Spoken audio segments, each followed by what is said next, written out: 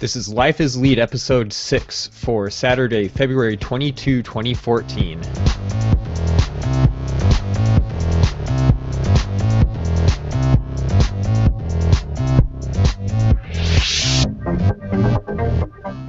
Hello and welcome back to Life is Leet. This is a podcast of nerds yelling at microphones about things. I am your host, Jesse Hanna from Tempe, Arizona, and joining me again, as always, from a couple hours down south of here in Tucson, is my younger brother, Aaron. How you doing this afternoon? I'm doing all right. Awesome. Still a little under the weather, sounds like? Not really. Getting over whatever it was that you had last week? Yeah. Yeah. Well, I've been lucky enough to not have to deal with that yet. I knock on wood. I don't really know all that many people who've gotten really sick, so I think I've dodged the bullet by my hermit lifestyle and not going out except for work and school. So it comes in useful sometimes. So anyway, yeah, this is a podcast. It's a thing where we talk about just whatever the heck we want to talk about. Start off before we get into our main segments with one quick thing. I talked a few episodes ago about how the Alpha Geek Radio, which is run by Todd, aka Gnomewise, and it's an online streaming station that does live audio streams of a bunch of podcasts, mostly on the Frog Pants Network, but also some of the affiliated branches, like some podcasts that are done by members of the Frog Pants community, the Tadpool, some that are part of the Diamond Club community, the shows that like Tom Merritt does, and that sort of thing. Those are all also like the A-Move TV, which is the Angry Chicken and Starcast, other shows like that. A lot of those have their live audio stream broadcast over on Alpha Geek Radio, and I mentioned the fundraiser that they were doing a few episodes ago, and it ended last night, and they were able to meet not just their main goal of $900 for expanding to one additional station, but also both of their stretch goals, which means that they'll be adding 2 more live streaming stations over the one that they have now, as well as a dedicated music station that will be playing pod-safe music and cover music. And they'll also be adding a channel, a so-called podcast incubator channel for podcasters who want to try their hand at live streaming. So obviously we're using Google Hangouts right now, and shout out to our currently one live viewer, whoever you are. But but yeah, we may or may not try to look into what would be involved in getting in on that. But even if we don't, still, congrats to Gnomewise and Alpha Geek Radio for meeting all of their fundraising goals, and we're really excited to see what comes out of that. All right, that out of the way, let's get into things, and we start, as always, talking about games.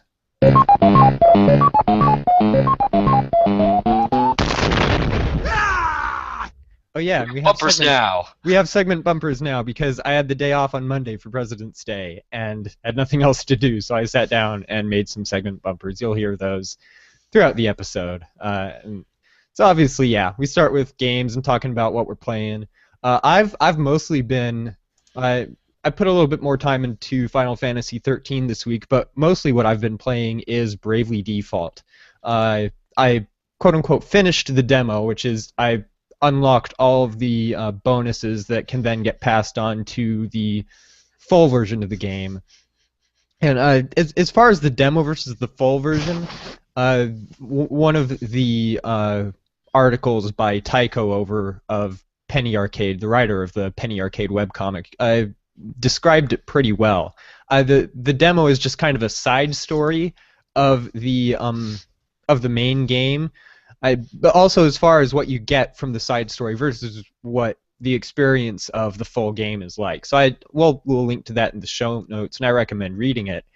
But I am enjoying this game so much. I can't stop listening to the soundtrack on repeat. I may need an intervention because the music from that game is just it's too good. astounding for video game music or for music. Period. It's great. The graphics in it are beautiful. The background scenes, the background scenery is all hand drawn. It makes amazing use of the 3D capabilities of the 3DS. You're doing yourself a disservice if you play it just with the 3D off. If your eyes can handle looking at the 3D, it's definitely worth your while to play this game with the 3D turned on. But the battery. Screw the battery. It's worth it. Because this game just looks that pretty. It's downright beautiful. And yeah, I'm not very far, and I'm only a few hours into the story, but I am having so much fun with it. All of that aside, a couple of things that really stand out to me about this game are the job system and the combat system. I'll talk a little bit about those. The job system, as you go through, you eventually end up with 4 characters in your party, and I just got to where the 4th character joined my party. Each of those characters can have one main job class, but they can also have a secondary job class that they also have the abilities of. Although, and as you play through and as you win battles, each of those characters earns job points towards their primary job. And they can use all of the abilities that they've unlocked for both their primary and secondary jobs. And there are 24 total available job classes. So if you multiply all of those together, 4 characters times 2 job classes per character, and then 24 possible choices for their main job class, and then 23 possible job choices for the secondary one, because you could, but you probably wouldn't want to have the same job as both your primary and secondary. But anyway, do math, and that comes out to almost 93 billion, yes, 93 followed by 9 zeros, possible combinations for your party build. And that's not even counting additional support abilities that each of those characters can have. Each character has a certain number of support ability points, and activating a support ability uses up some of those points. So you can have, I think, up to 5 points worth of support abilities active at any one time.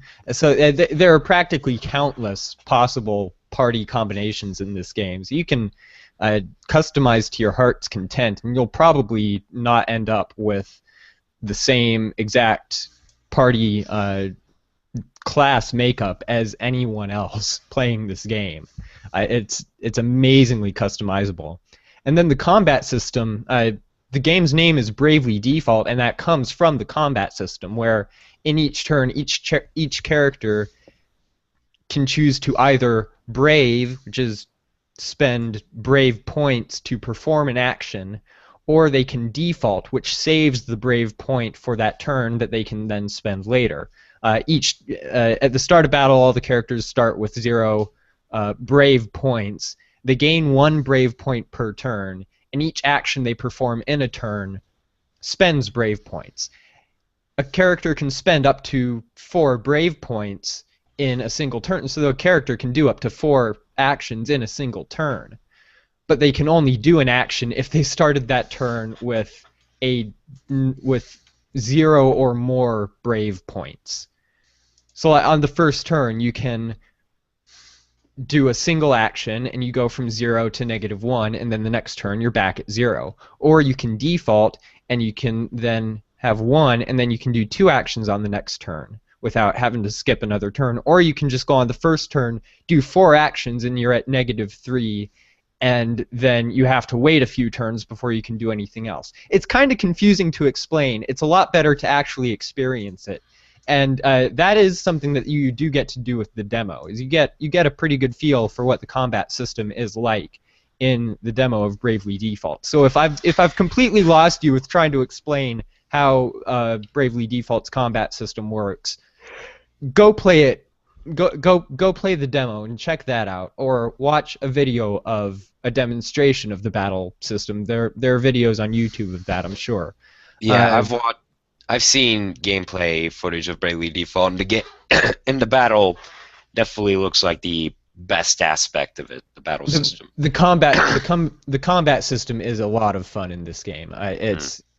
It's probably for a long time my favorite JRPG combat system has been Golden Sun, and that's still possibly my favorite JRPG period. The Golden Sun games for the Game Boy Advance. I don't know. By the time I'm finished with Bravely Default, that may take the title away from those two, because this game, for how little time I've put into it so far, comparatively speaking, it's really, really good. I strongly recommend it to anyone who has a 3DS, whether or not you're a fan generally of JRPG style games. It's definitely worth checking out. So that's pretty much all that I've been playing this week. Aaron, looks like you've been doing some more of the Titanfall beta. Yep, that went until this Wednesday, and Yep. I have my impressions from it. So, let's start out with how the game looks graphically. It's not graphics-wise, it wasn't too bad, but it's nothing spectacular. Specifically in the textures department, it just didn't look that super nice. But then again, you don't have really that much time to be admiring textures when you're running around trying to shoot things. Yeah, and well, it's still beta. Well, yeah, and that and it uses the Source engine, which is not that powerful to begin with. So yeah, it's not like the Cry engine or anything like that, or Yeah. Unreal or anything. One of the really ultra high end engines. You can do some amazing stuff with the Source engine, mainly but physics. it's not the best looking one. Yeah, Yeah. I'll give you that. It's very simple to use. I guess that's why they picked it. However, the actual gameplay, what I have to say, Titanfall is probably looking to be my favorite multiplayer game right now. It's very fast paced. I loved the parkour mechanics, and the Titans are also really great. I just love being able to wall run Mirror's Edge style. Okay.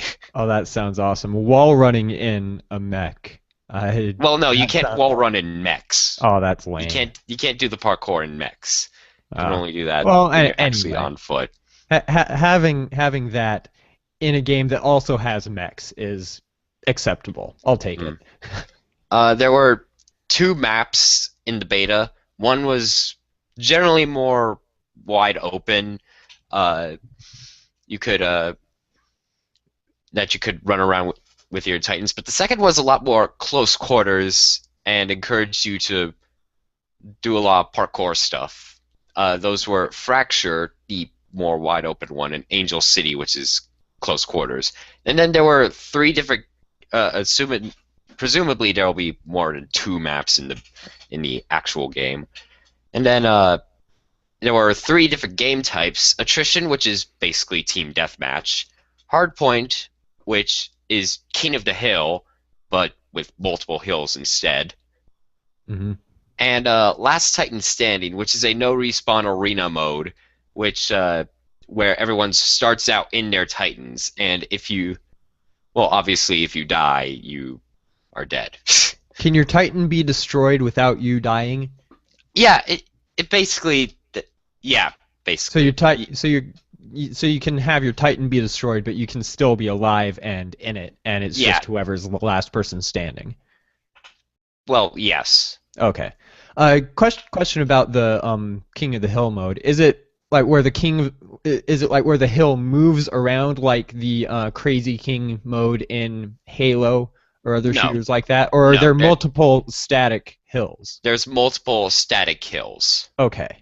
They just stay in the same spot, and they can get captured and recaptured very quickly. That definitely sounds interesting. I didn't have any time to check out the beta, but yeah, that definitely. Is it going to be free to play? No, it's not. It's a $60 game. Okay. in the show notes, if you guys know who Achievement Hunter is, which is probably a very crazy question, which is probably something very, I don't know, mundane. But Mhm. if you guys know who Achievement Hunter is, they did a sort of Let's Play on the Titanfall beta, and I will leave that in the show notes. Okay, yeah, we'll have a link to that in the show notes on our website, and we'll talk about where you can find all of that at the end of the episode, as always. Um, so yeah, overall, you enjoyed the Titanfall beta? Something Oh you'd yeah, recommend? oh yeah, I recommend it. I'm definitely getting it when it comes out. Yeah, I'll probably check it out when it comes out as well. Comes Uh, out on March 11th for Xbox One and PC, and the 25th for 360. all right. Yeah, I might get it for PC, uh, even though it requires Origin. I'll probably still get it for PC anyway. Mm. And then also on under my games list, last night I went over to a friend's house and played some Call of Cthulhu, which is basically D&D with Cthulhu instead of Yeah, it being fantasy. I've heard of that. It's well, yeah, and it's tabletop role-playing game, except in the Lovecraftian universe, right? Cthulhu Fedogan, Yep, basically. pretty much. Yeah, I've So yeah, I, go ahead. uh, I'll be playing that with my friends for a while, and if anything hilarious occurs, I will bring it up here. Yeah, definitely share any interesting stories you get from that. I haven't done a whole lot of tabletop gaming. I've done a little bit of D&D. I've done a little bit of a couple other tabletop games, but not a whole lot. I've wanted to do a little bit more of that though. Incidentally, something that I would recommend is it's a web comic called Table Titans, and it's done by Scott Kurtz, who is known as the creator of the PvP Online webcomic, and it's in conjunction with Wizards of the Coast. So part of it is obviously promoting Dungeons and Dragons and D20, uh, but something that they feature on there are stories, interesting stories that people share of just funny encounters or experiences they had in tabletop gaming. So that's if you're a fan, even just in passing like me, of tabletop gaming, Table Titans is definitely something that I would recommend checking out, and we'll have a link to that in the show notes. So yeah, I think that pretty much covers what we've been playing over the past week. Not a whole lot of news this week after a jam-packed episode last week. We had a ton of news last week, but only really what looks like 2 or 3 things here. There was a bit of a kerfluffle in the WoW community last week because we already knew that with the Warlords of Draenor expansion to World of Warcraft, everyone who bought the expansion would get a free boost of 1 character up to level 90. It's been rumored for a while that Blizzard would also make those boosts available as a in-game purchase, where you would pay some amount and then one of your characters would get boosted up to level 90. But we haven't really known, and Blizzard still haven't announced yet what the actual price of that will be. This past week, when the latest patch 5.4.7 came out, that was this past Tuesday, very briefly, the boost to 90 was visible on the in-game store at a price point of $60. And this was found and screenshotted by some reporters at WoW Insider, and it was only up very briefly. It was taken down after only a few minutes, I think, and there still hasn't been any official announcement or confirmation from Blizzard of what the price for the level 90 boost is going to be. But the internet basically exploded over that. You had one faction of people saying that, oh, that's way too expensive. You had one faction of people who say that that's not enough, and or they shouldn't even be selling the boost to 90 to begin with. I'm kind of in the camp that sounds about right, actually. $60, it's about 4 months of gameplay, and 4 months is a reasonable amount of time for a player to level a character from 0 to 90.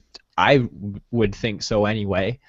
Uh, but yes, it was only very briefly that was up, and WoW Blizzard themselves still haven't confirmed what the final price is going to be. But it's been kind of interesting to see the reaction to that, and I think the fact that it was almost evenly split between the people who think $60 is too much and the people who think it's too little.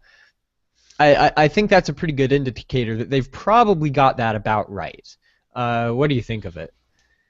Um, if they would sell Insta Boosts to 90, I feel like they could have made it a little less expensive than like 60, but otherwise selling it, not something I'm too keen on, even though I'm Yeah, not level 90 myself.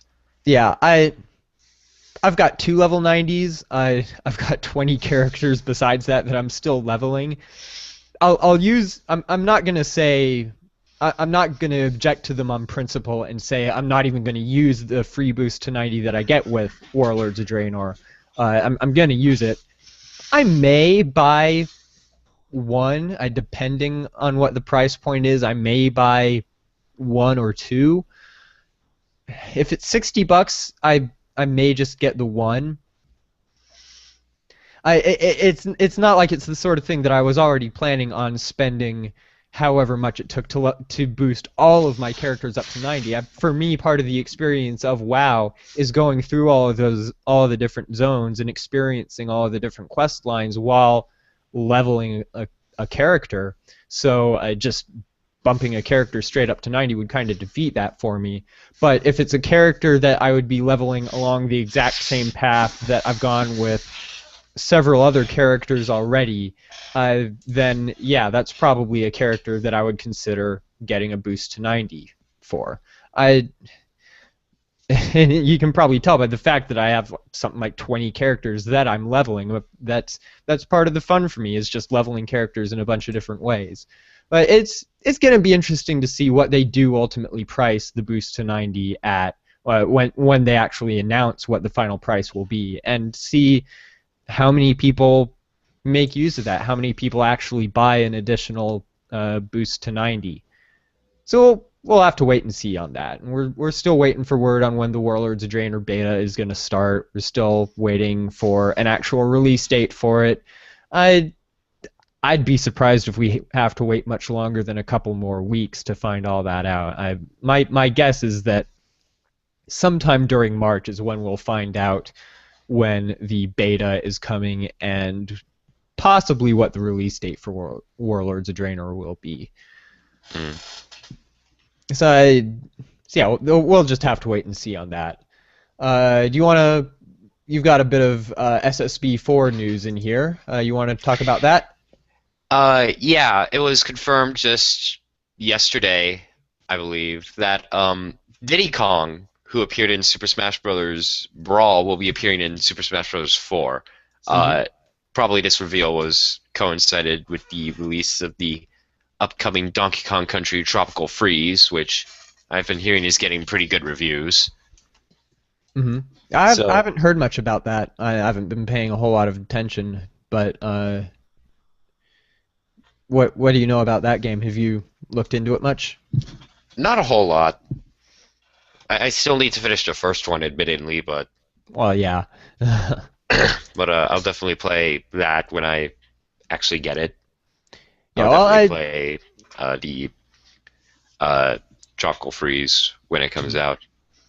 Yeah, Diddy Kong isn't a whole lot of a surprise for him to be back in Super Smash Brothers. I think he's been in other games in the series as well. No, Brawl was his first one. Was it? Yeah. I could have sworn he was in Melee. I guess... Huh. I guess not.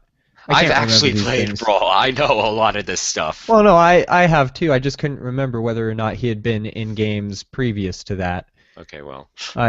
My memory is terrible, so I don't trust me to remember things reliably if I don't have it written down. Okay. So also, for future reference, if a new character gets confirmed for Smash Bros, I'll probably be the one who talks about it here. Yep, you're kind of all Uh, over the place on that. for most things Nintendo, you're on top of most of that. Yeah. I tend to be more MMOs, more other console games, PlayStation, that sort of thing. Okay. It are more my domain, but you've got the Nintendo realm pretty well covered. Hmm. All right, so yeah, and then there's one. It's not really an item of news, but we did just also want to mention that Twitch Plays Pokemon is still going. It's they've made thousands of years of social progress in a single chat room in the space of about 10 days. They've gone from complete and utter chaos to practically having whole Sentience. religious and political factions and mythology, and it's both beautiful and terrifying to behold it all at the same time. And it is still complete and utter chaos. Yeah, granted, it is still mostly just complete chaos. People are still worshiping the Helix fossil and Pidgeot, who they have dubbed Bird Jesus. Or Abba Jesus. Yes, because Whichever. it got renamed when they made it into Lavender Town.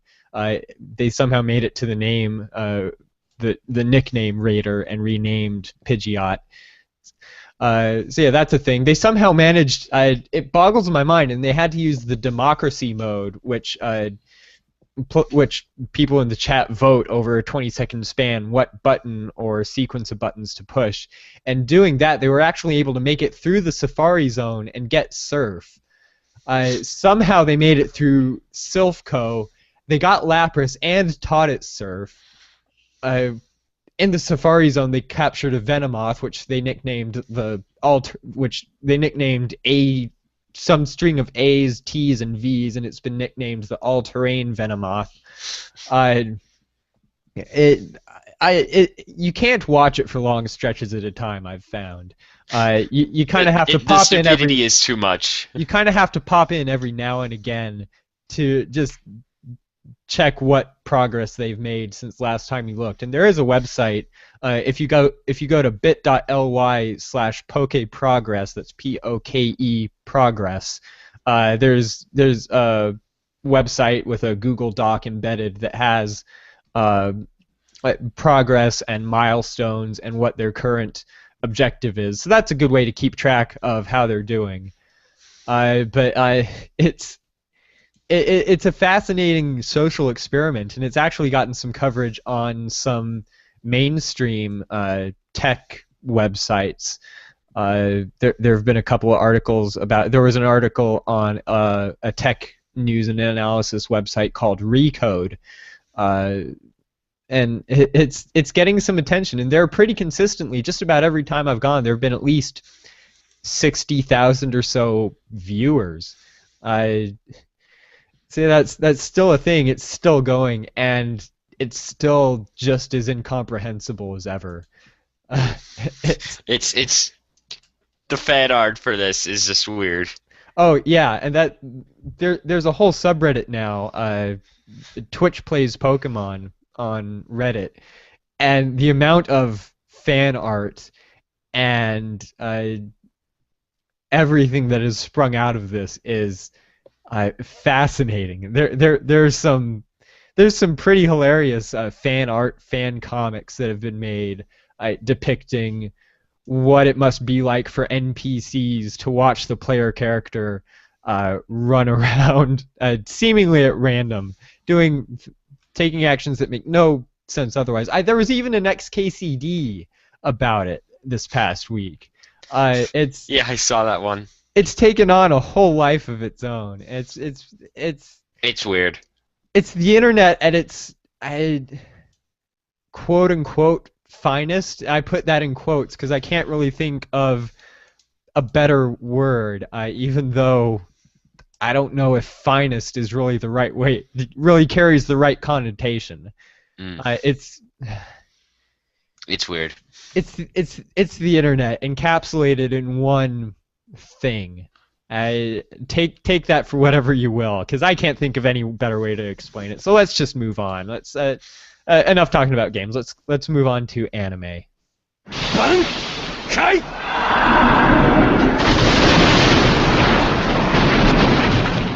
And yes, that clip is from Bleach, and we'll talk about that in a bit in what we're watching. I've been watching, in addition to my usual series that are airing in the current season. I also went back this week and watched season 1 of Love Chunibyo and Other Delusions, which is I said last week they added that to Crunchyroll. I queued it up and started watching it.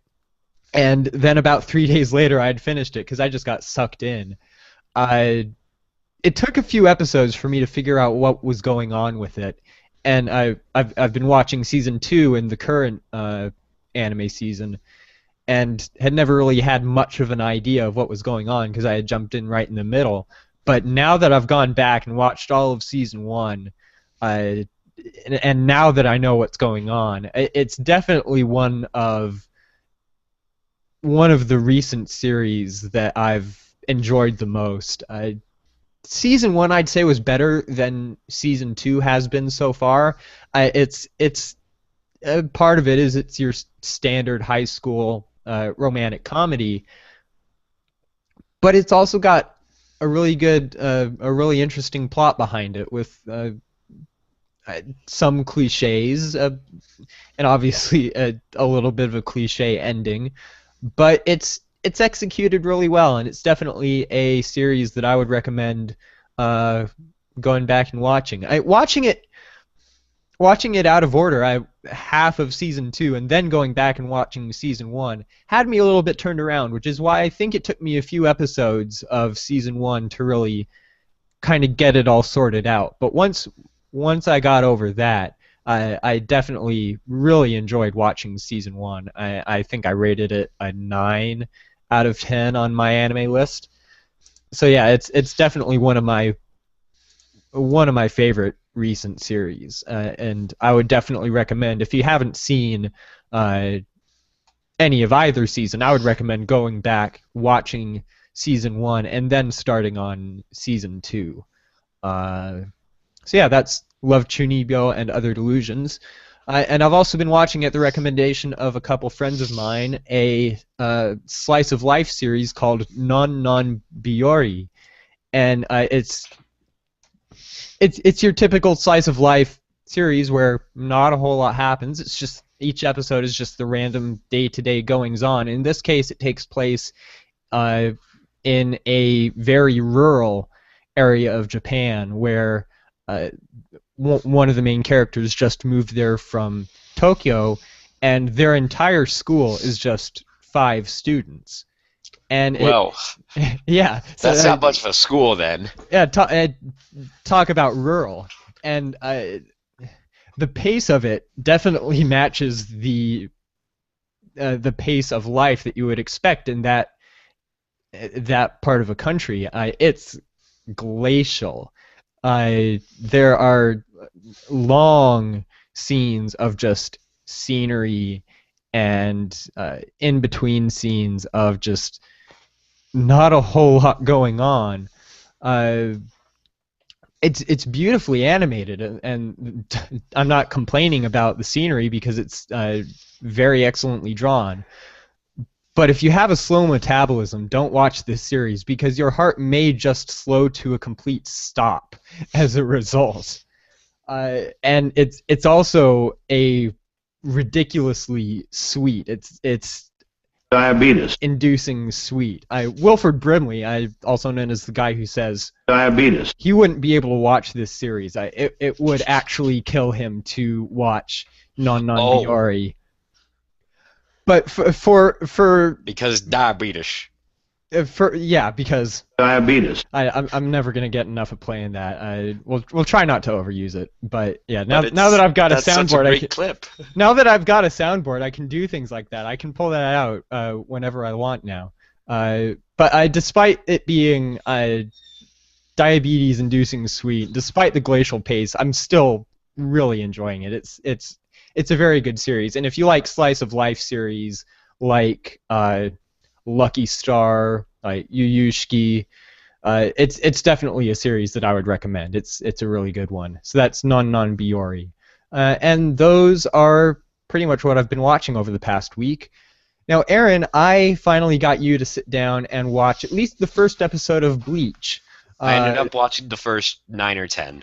Nice, because I sent you a 48-hour Crunchyroll premium pass. I can send you another one if you want to keep watching it. So what do you think of it so far? I really like it. It's pretty I good. thought you would. I thought you would like it. I like the opening theme, which is I think that one is pretty good. Bleach does have very good opening themes. The first one, yeah, I know the one that you're talking about. That one is really good. They have a few really good opening themes. Yeah. The show has a sense of humor that doesn't seem to take itself seriously sometimes, and I really like that. Yeah, and it's kind of strange that you say it that way, given that it is kind of a serious series at points when you get later into some of the storylines. But it still knows how to laugh at itself, and that's I agree. That's definitely something that I like about it. I like it knows how to break up like long drawn out battles and dramatic scenes with some with some comedic interjections. It knows how to pace itself pretty well like that. I like the characters. Chad especially, he's pretty great. Yeah, he is. Khan, maybe not so much. You get used to him. I mean, he does provide some good comic relief later on. Yeah. But I do kind of get what you're talking about. In the first part of the series, yeah, I do know what you mean. But yeah, I think that it's a pretty good show. Yeah, so definitely something. I like it. I approve. Yep, definitely something you want to see more of. Yes. All right, yeah. Well, let me know if you want. Let me know if you want me to send you another code to keep watching it. Gee, I wonder. Oh yeah, I get the feeling you might. So yeah, I'm glad that you enjoy that. It's a series that I enjoy too. I'm on episode, I don't know, 79, something like that. It's on hold a little bit right now. The only thing that's intimidating about it is the 300+ episodes. Well, yeah. Holy crap.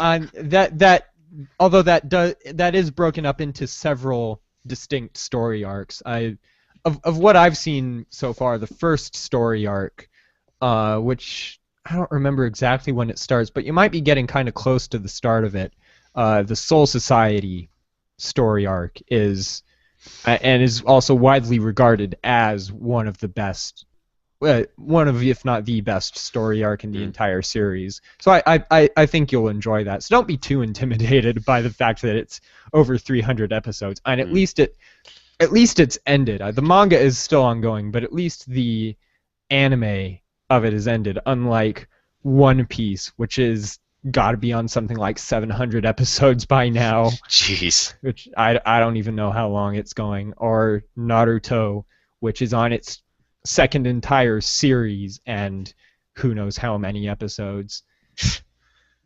So yeah, Bleach is also a series that I would generally recommend if you like action anime. And I'm glad to hear that you enjoyed it as well. And if any of the listeners, go ahead. I did read a little bit of the manga for a time, and I liked what I read. Yeah, the manga is very good too.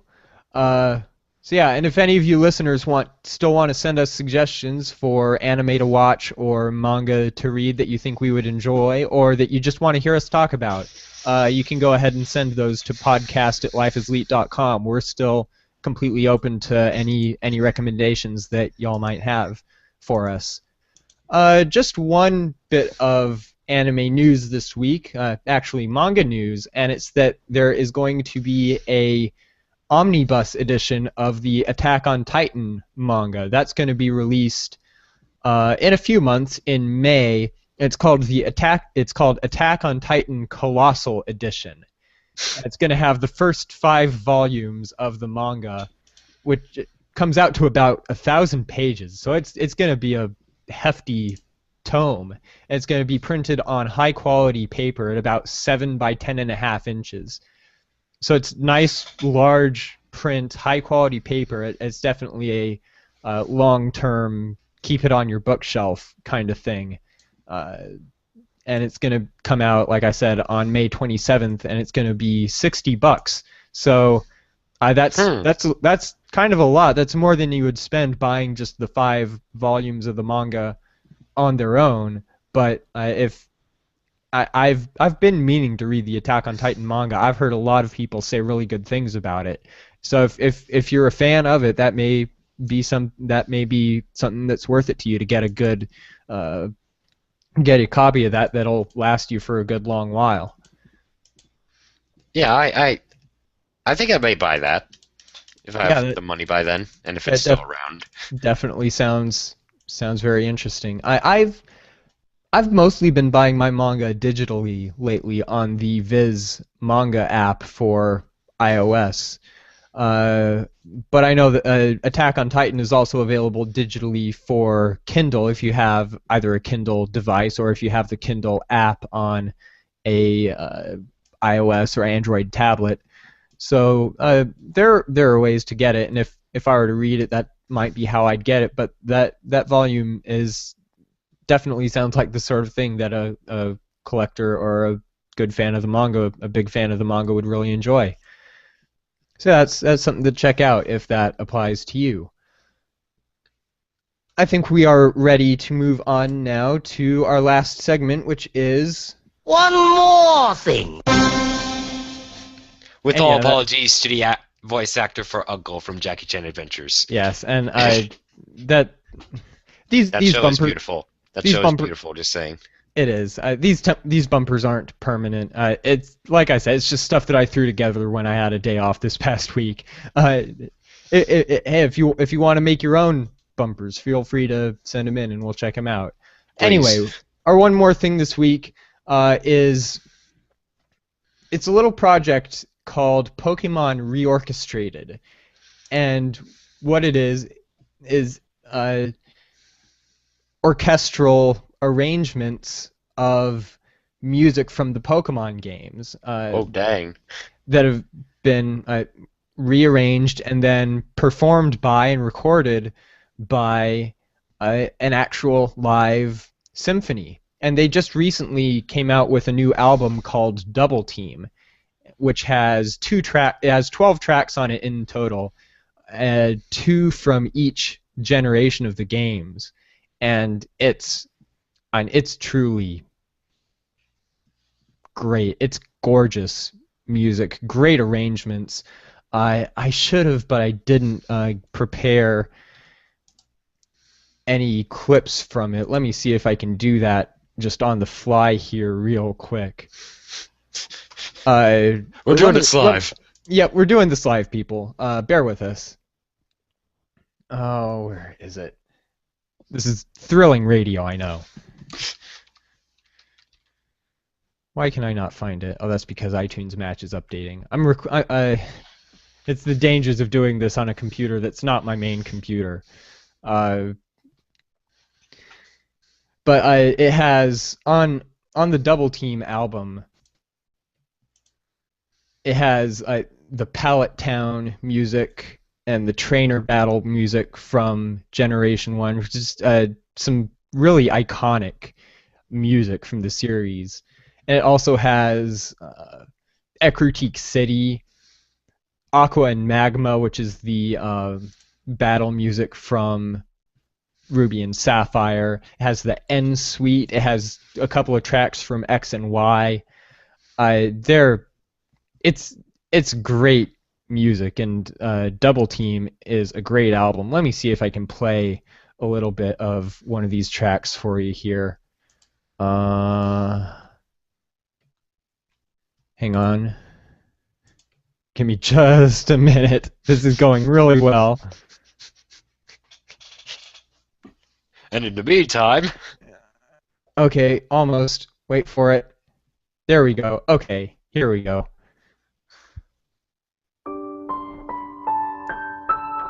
This is the Pallet Town track from Double Team. We'll play just a few seconds of this.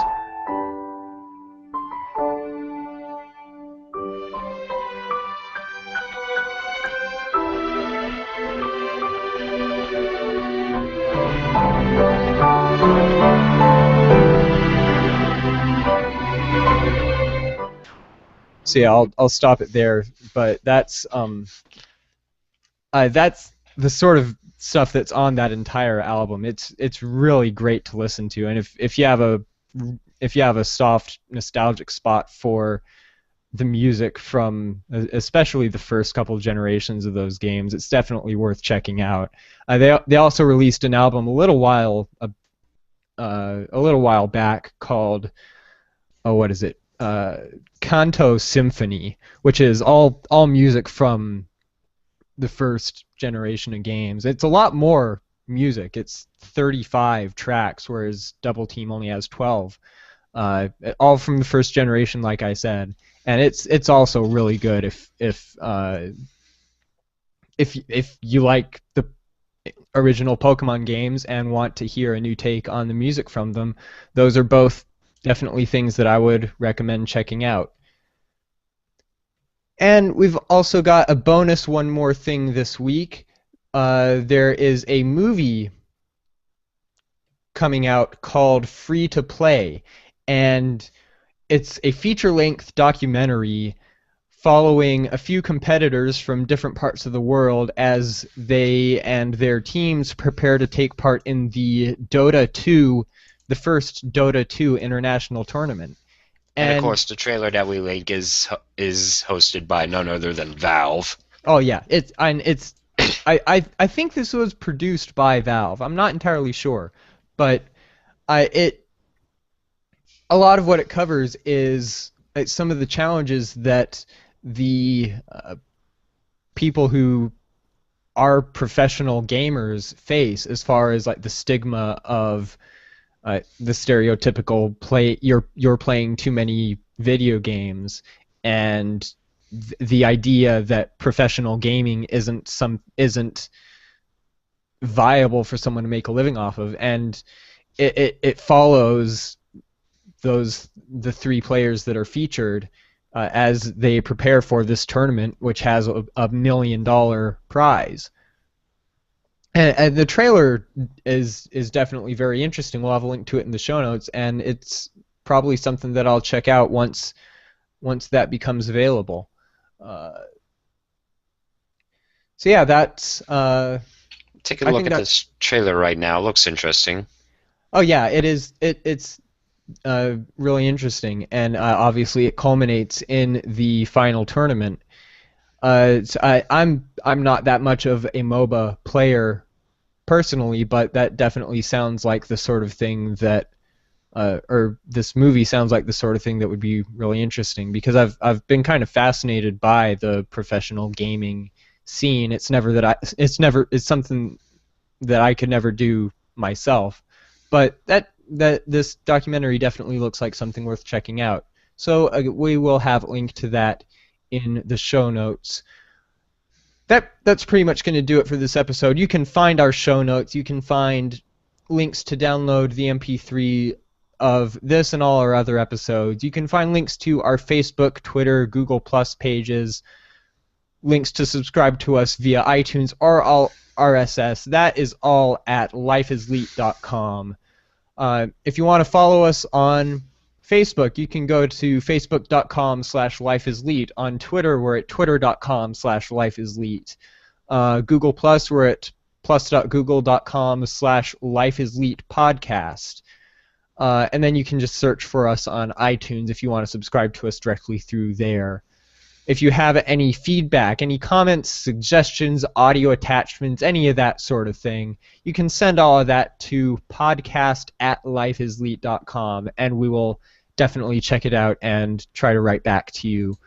You can find me at jbhanna.net. There you'll find links to pretty much all of the stuff that I do online. And I'm going to have a bit of a new project that I'll be starting up fairly soon here. Not anything huge, just a little side thing, but might be something that some of you listening to this might want to check out. Anything like that for you, Aaron? Still not yet? No, not yet. All right. Well, as always, we'll make sure to talk about it here once, if you ever do get something like that set up. That's pretty much going to do it for this episode. Thanks so much to everyone for listening and for downloading this episode. I'm Jesse. That's Aaron. For both of us. Bye. Thanks so much for listening, and we will see you next week. Until then, take care. We're out of here.